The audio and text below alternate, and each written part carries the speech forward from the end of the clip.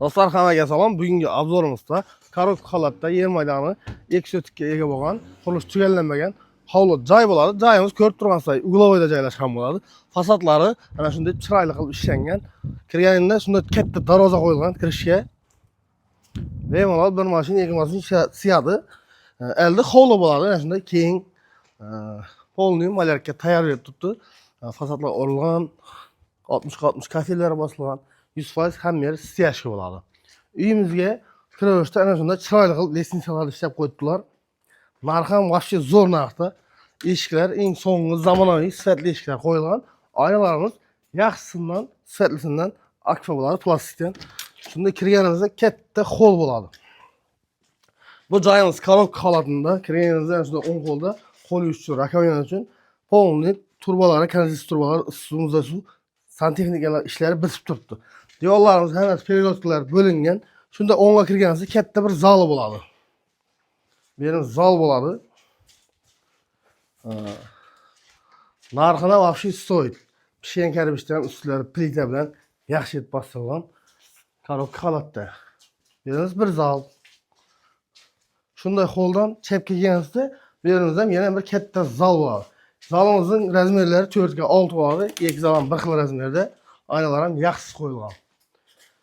Endi sizlar spalniy bilan tanishtirib o'taman. Spalniyimiz to'rda chap qo'lida joylashgan bo'ladi. Spalniyimiz ham razmerlari kichkina emas, katta bo'lib ishlangan. Orqaga qarang, oynalari bor. Koloduslar orqaga chiqarilgan. Polniy kolodusda hech qanday muammo yo'q. Endi to'rga o'tganimizda oshxona bo'ladi. Qarasanglar, oshxonada spalniy qismlar ham bo'ladi. Ko'pchilik olib berdi. Spalniy qilib, o'rta sanuzel oshxonani hovli hisobidir. Ya'ni zaborning ichine adinda oshxona qilib ishlab turibdilar. Shunday deb olsanglar ham umumiy hisobda 2 zal, 2 spalniy bo'ladi. 4 xonali bo'ladi. Bu yerimiz ham oynasi orqaga qarab bo'ladi. Qarasanglar, oshxona qismlar ham bo'laveradi. Oshxona uchun polniy, mana posudamlik uchun kanalizatsiyasi, suv, santexnika xizmatlari ishlangan. Bu yerimiz sanuzel. Sanuzel ham polniy santexnika montajlari hammasi ishlangan. Hammasi e'tiborga olingan. Kir mashinaniki, unitazniki, qo'l uchun rakovina hammasi tayyor.